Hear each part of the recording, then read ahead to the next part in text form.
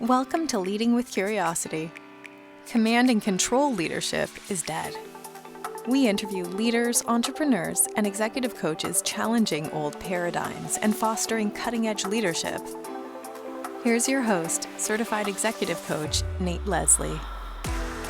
Hello, listeners. Outside Magazine has voted today's guest's company one of the top 50 places to work in the US 4 times. Their commitment to team member happiness and well-being was highlighted in this past year's award, coming in at number 11 in a pandemic lockdown.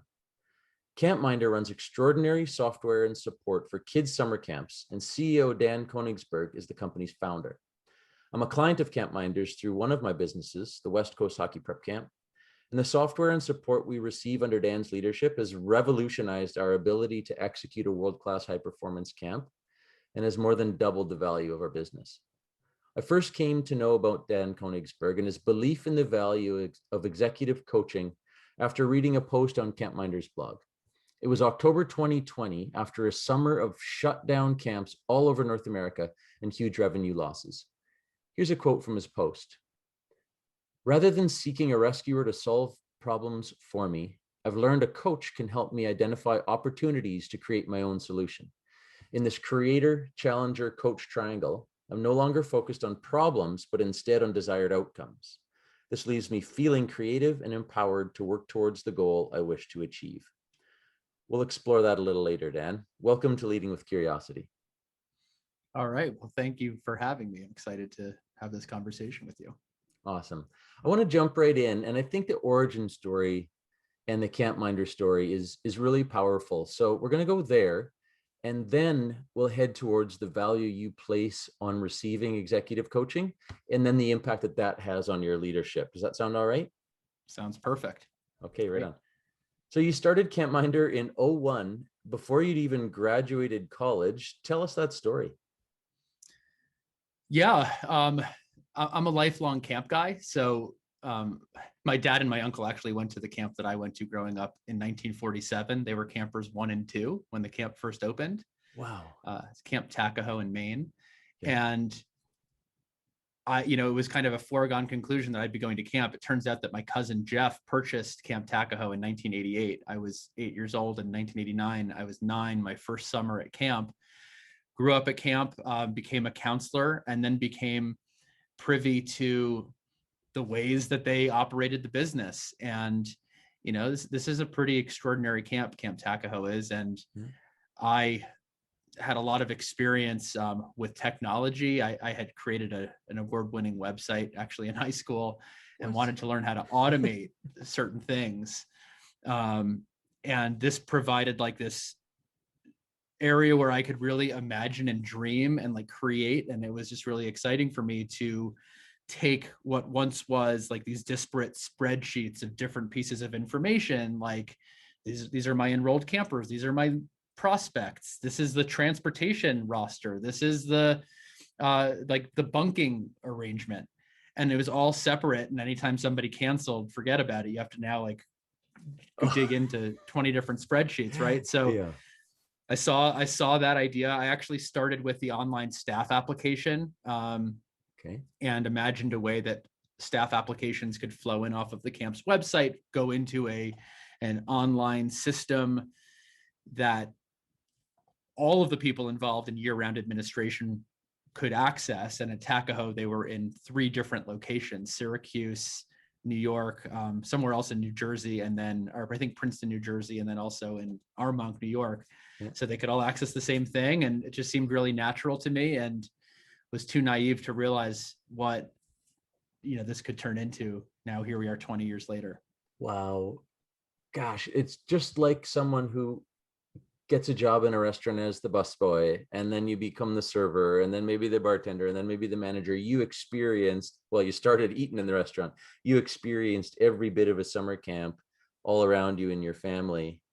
And the way you described the spreadsheets, that's exactly what our West Coast Prep Camp was until we found you. And that's the doubling of the value of the company for us, is that if I got hit by a bus tomorrow, those spreadsheets, okay, they were Google Sheets and not on my laptop, but they were everywhere. And somebody cancels, and okay, what are the 7 places I need to delete this child from, right? Yeah, I mean, it's really rewarding and fulfilling to hear you speak of it that way, and to like, that was my purpose in starting the business, was to change that into something much better. And it's just exciting to hear firsthand the way that it's impacted your life. What an entrepreneur's journey to see a need that's like all around you. The amazing thing about summer camps and the logistics behind it, and then fill that need for the marketplace, that listeners can take that to anything that they're interested in, can't they? I think so. And, I know the title of your podcast is Leading with Curiosity, and, it's all about curiosity. It's wonder is one of our core values. I'm sure we'll have a chance to talk about what that means to us, but without wonder, like, I wonder what it could be like for this camp to have a different system in place to do all of this. And that is the thing that spawned, now for me, a 20-year journey, and something that affects thousands of users, hundreds of thousands of users, really. And then, our 60 employees. Like, it's amazing what a little curiosity can breed.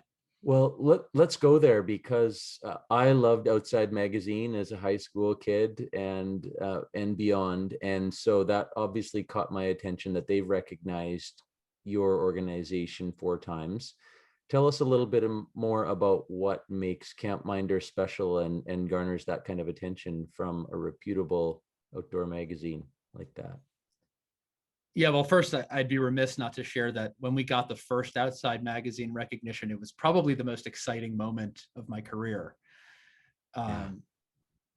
So, I'm still kind of blown away by it. And then to have had that happen 4 years in a row is amazing to me. What is it that makes CampMinder that kind of workplace?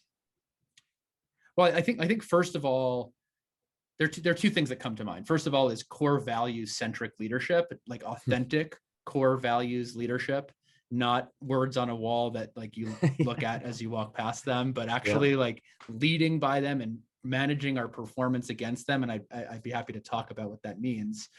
Please go for it. And before I do that, I think the other part of it is an authentic prioritization of our goals, where the first goal, and you're a client of ours, and I will tell you that our first goal is employee engagement ahead of client satisfaction. Sure. It's more important to us than client satisfaction, because we know that if we can have an engaging environment for our employees, that will authentically and naturally drive client satisfaction, and then profit and revenue and profit and all the things that people want to see in a business, and then that feeds employee engagement again. So I think that like having our priorities straight fundamentally contributes to creating that kind of workplace. And then I mentioned the core values leadership. So we did an exercise a number of years ago. I became really curious about, like, why would a company that provides high-tech services to one of the least technological industries in the universe have been able to like bootstrap itself as far as we had gotten?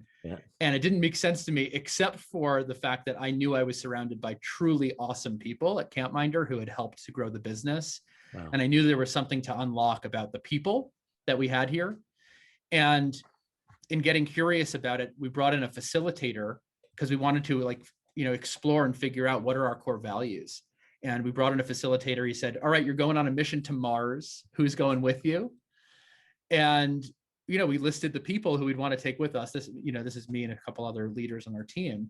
And then the question was, well, why do you want to bring those people? And then we listed characteristics about each of these individuals, and we grouped all of them together.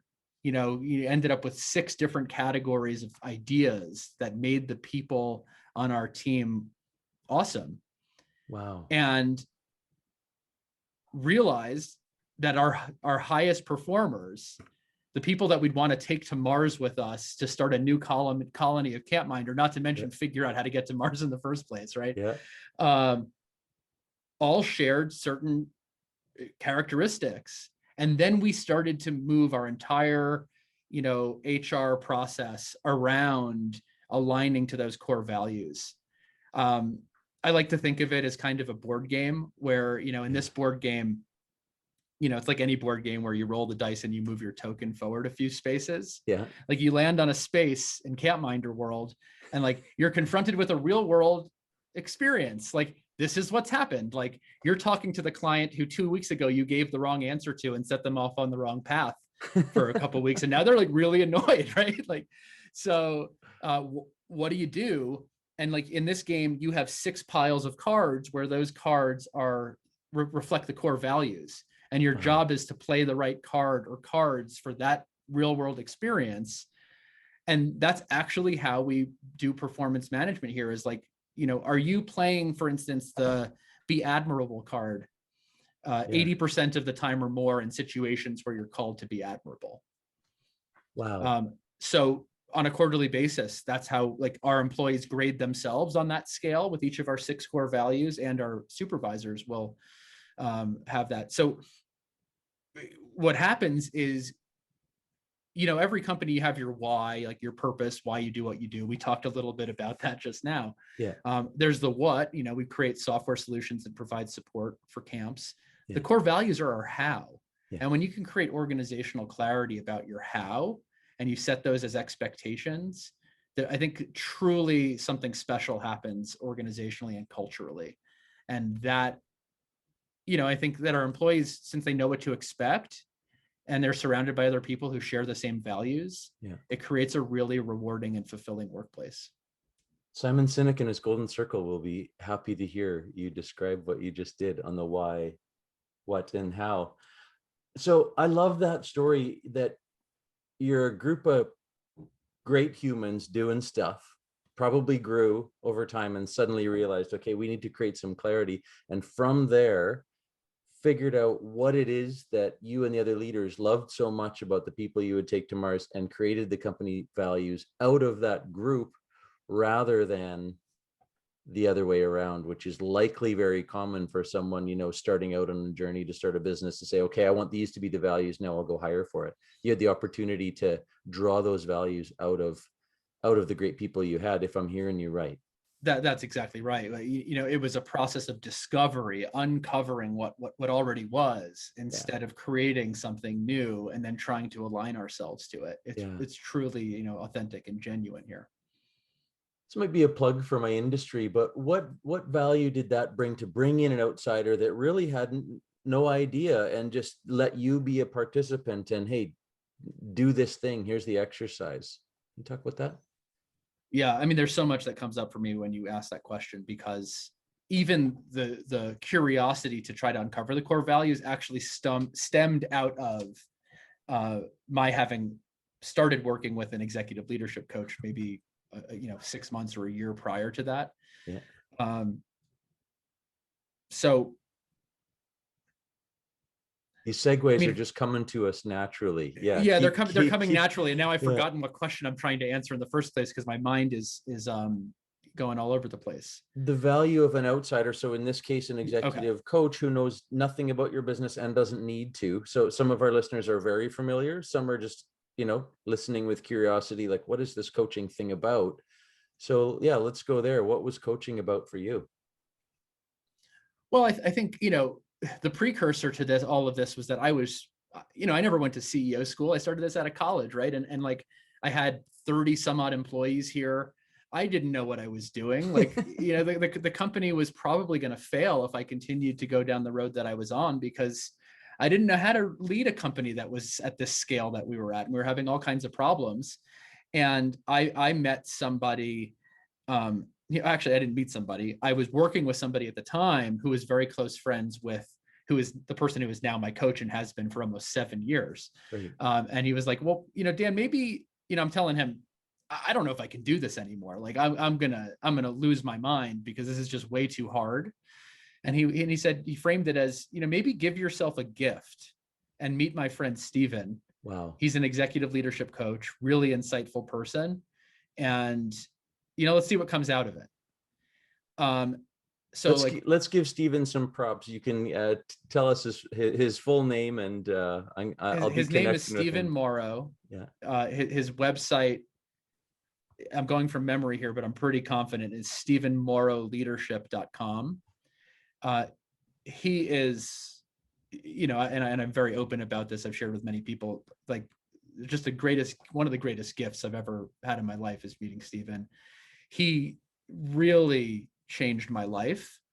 Wow. So what's the value of this? Self-awareness. Like what is that worth to better understand the way that the world affects me, and the way that my behavior as a result of the way the world affects me affects other people. Yes. And to take more responsibility for my experience in life and the results that occur as a result of my experience and what I do and all of it. So I don't know if I'm answering your question directly or not, but I think the value has been, and by the way, I was freaked out to pay the price tag. It wasn't cheap. And Stephen said to me, I'll never forget this. He's like, if you don't see a 10x ROI on this, like you shouldn't even be considering it. And I mean, looking back, it's funny. It's funny to me that I even had a hesitation. Yeah. Yeah. The title of this episode is going to come somewhere in the I would have lost my mind until I found a coach, somewhere in there. Just go back to that feeling that you experience now and the clarity that you have right next to what life might have been like as a leader in this company without it. Give that to me one more time. The feeling and the clarity that you have and self-awareness that you have now. Okay. Yes. Put it right beside founder of the company a year or two before you started working with Stephen. Just the juxtaposition of those two. Oh man, it is a stark contrast. I'll tell you what, if I had continued on the path that I was on, I wouldn't be here. Either because I would have had to like sell the business, or I would have had to like just bail out because it was too intense, and I'm not exaggerating here, I'd be dead because it was like, I would have had a heart attack. It was too stressful, and I didn't have the tools. I didn't have the tools to deal with it. I didn't know how to deal, as a founder and a CEO of a company that's growing the way that CampMinder has grown. There's a tremendous amount of energy that's flowing here all the time. For energy from our clients and the things that they're happy about and the things that they're not happy about, and the parents of the customers and the problems and issues and employees and all of it. And it's coming to me. And if you're a version of me that doesn't have the self-awareness to like, step back, we talk about in the business, like you want to step back and work on the business and work in the business. Yeah. Like I was never working on the entrepreneur. Right. And that was unsustainable. I wasn't taking care of myself. I wasn't aware of what was even happening. What comes up a lot in coaching is so many leaders think their value is in fixing, being the fixer, which is the bottleneck. Then everything's coming to Dan because he'll fix it. He'll know what to do. Am I sensing some of that? Like the weight was on your shoulders rather than spread out amongst 30 people? Yeah.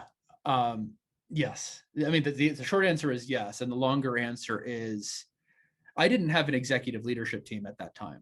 There was, one other person, like Paul, who's our president, like, we would talk informally and at times about like what was happening in the business.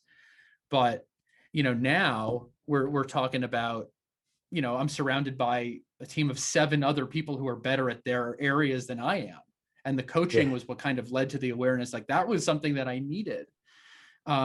I would, I tell this to people because I interview every employee who we hire, no matter what their role is. And I share this with them, and it ties back to the core values. I would sit in my office right here, be doing some work, and someone would knock on the door and say, Dan, here's what's going on. Like, what do we do? And I'd say, this is what I would do. And then I would go back to work, and 5 minutes later, someone knocked on the door, like, Dan, what do we do? Like, and then there'd be a meeting, and every meeting I'd be in the meeting. And I couldn't get anything done myself. I was going to lose my mind.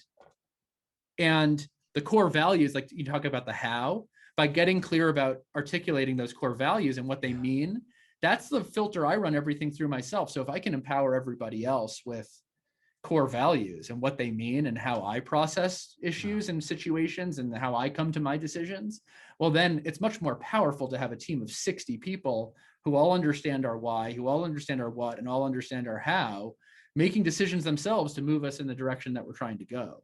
Right on. And that, like, so you asked me to juxtapose. Yeah. So the juxtaposition is none of that and like complete like overwhelm. You know, the analogy that Stephen and I had at the time was the cup is like the cup overfloweth. It's like it's like it overflows. It's too much. And now, I mean, there are times like where I'm not even sure what I should be doing because like I have such a quality team doing such quality stuff. And you know I can always add value, but like it's not it's like complete polar opposite. Yeah. A couple of things come to mind there. One is scalable leadership. So when you're working with one or two people, they can come to the door and you can tell them what you would do and they'll go off and do it. And they only come a couple times a day. Can't do it at 60 people. No. That's one a minute. Right? Like that's that helps people see, because people, when I work with clients, they feel like, no, I can do this. I'm helpful. I'm useful. It adds value. It helps me get up in the morning. Okay. Could you do it if you had 10 times a team size? And suddenly, eventually that way they think they can get away with no longer works. And when you just said that sometimes you wonder what to do, this coaching thing is, it spreads like COVID-19. My wife is now doing coach training to use it in her business that she owns of 150 employees. And she was practicing yesterday on someone in her team who had never received coaching before. And she said, oh, at the end, you know, when it was done and the bow was tied around it, by the way, you know, I'm doing my course Tuesdays and Thursdays for 3 hours. Am I being missed? Like, is everything falling apart when I'm not there? And the woman just said, everything's great. And my wife just went, you mean I'm not needed 40 hours a week? I can take 6 hours a week and work on my own leadership so that you all can achieve more of what you want and live the values of the company and grow in ways that you want in your own life. You know, and it takes moments like that of these, like that one I'll probably never forget. Remember when Mally came to you and said, everything's fine, Tara? That's right. Yeah. It's liberating, right? It's beyond liberating. I actually had the word freedom written up on my whiteboard right over here for, you know, because that was the goal, right? Is like to find freedom. And I recently took it off the whiteboard because I feel like, you know what, I have freedom. And now like I'm doing what I love doing. And if I'm here, I'm adding value. And if I'm not here, the team is executing and I'm growing in some other way or being creative and coming back with new ideas. It's just a much healthier existence for, I think, not only me, but for everybody on the team. Yeah. Because that fixer pushed too far becomes a micromanager anyways, right? So they want the autonomy. They want the ability to think critically. Yeah. And I think the other thing that happened, I mean, there's micromanagement and then there's also just like kind of reprioritize, like what do you call it? Like the drive-by, what I used to do, which is like, this thing seems really important right now. So like you stop by an engineer's desk and it's like, hey, what if we do this? And they're like, well, I'm in the middle of building this thing. Right. And then they get this confusing message from the CEO. Like, wait, are my priorities changed now? And there's that weird dynamic about like the role that I'm in my title and like whether people think that like just because I said something, it's now the most important thing. Like, of course, like they having do. that. Of course they do, right? Of course they do. I mean, like, you know, can't blame anybody. Yeah. And, you know, so it goes back to coaching, right? Like I didn't even know that was a thing that I was doing until we did the 360, you know, and you started seeing patterns about like, yeah, Dan is the kind of person who has a tendency to like make something more important than the thing that I'm working on. And thought he was being helpful and showing up and letting everybody know he wasn't golfing, etc. Whatever the story you think they were telling themselves, right? The drive by and just drop this big load of crap on their desk that actually 30 minutes later you might not even believe in, but it seemed really cool at the time. That That's right. self-awareness around that, man.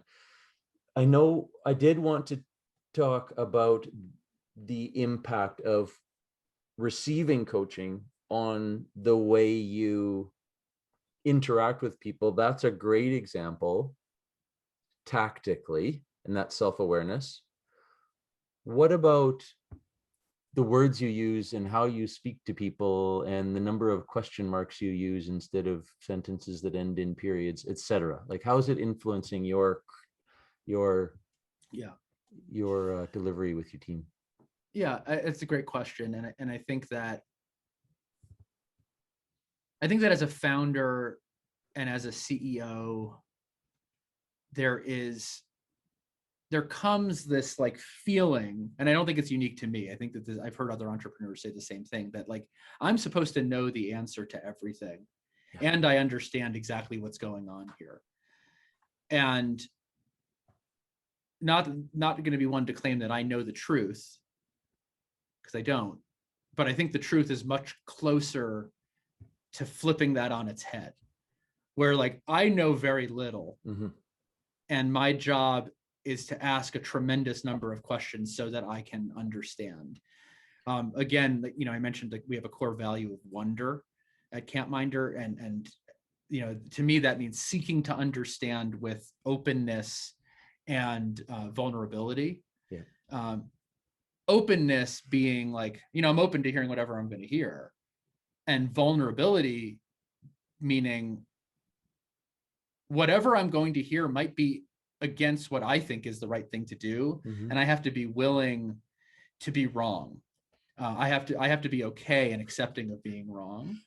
To let a computer engineer possibly have a better solution to this challenge than me, as we're talking about software. That's right, and I think that in my moments of weakest leadership over this like 7-year coaching journey have been the moments of time where I have been convicted that I know better than the people who are closest to the problems, and I come in and prescribe something. Those have been my failures. So like, it's a great reminder to always wonder what's going on for the other person. Would it surprise you that I interviewed a few weeks ago a childhood friend, a woman who's in a big leadership role in sport in Calgary, Alberta, and the title of that episode turned out to be "Leaders You Can Forget About Having All the Answers."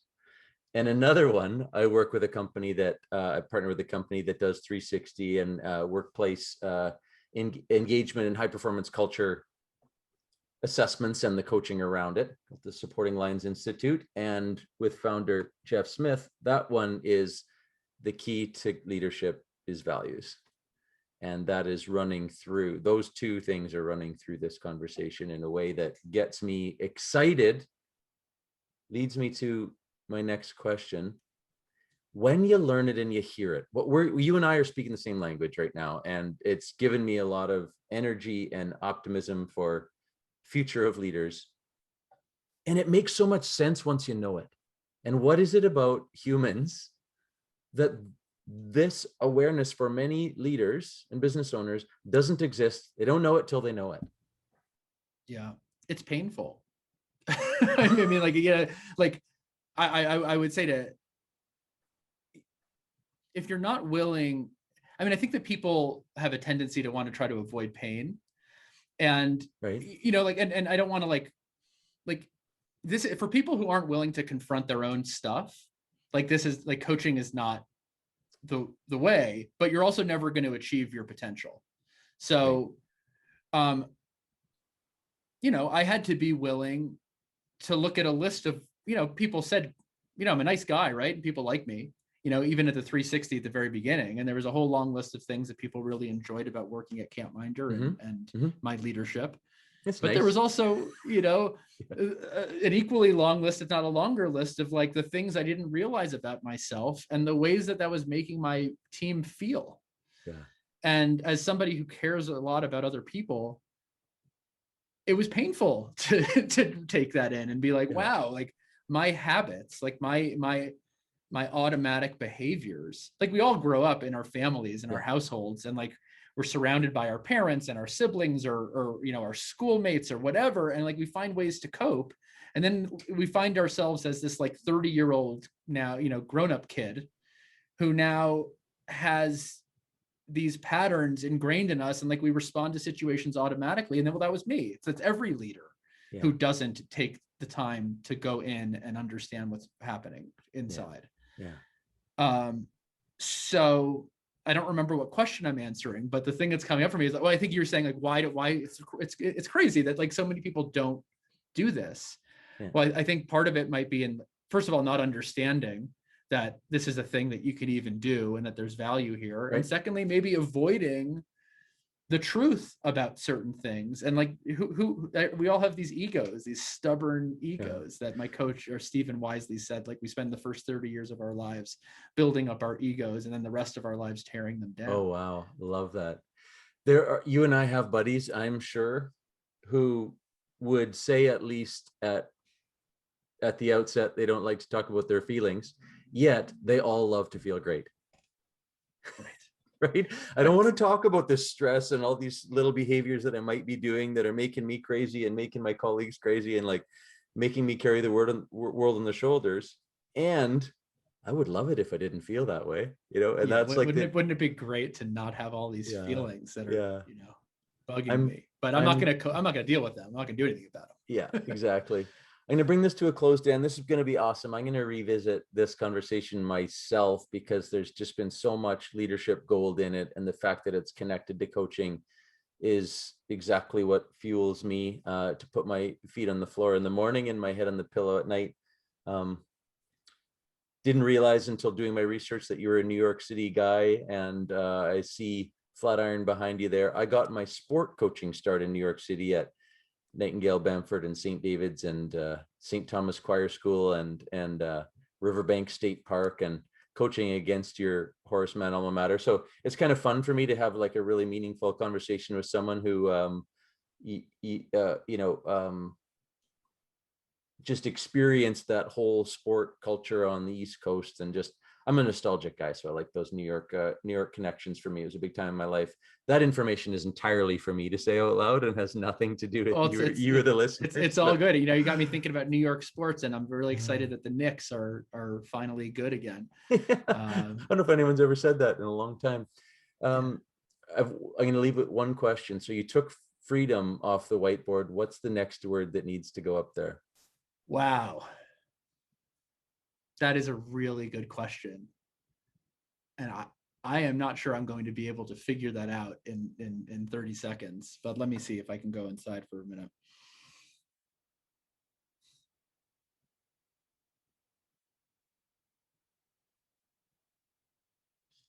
Well, what's coming up for me is, it's not far off from freedom, but it's actually now less about my freedom and it's about everybody else's freedom. So it's about it's like give freedom.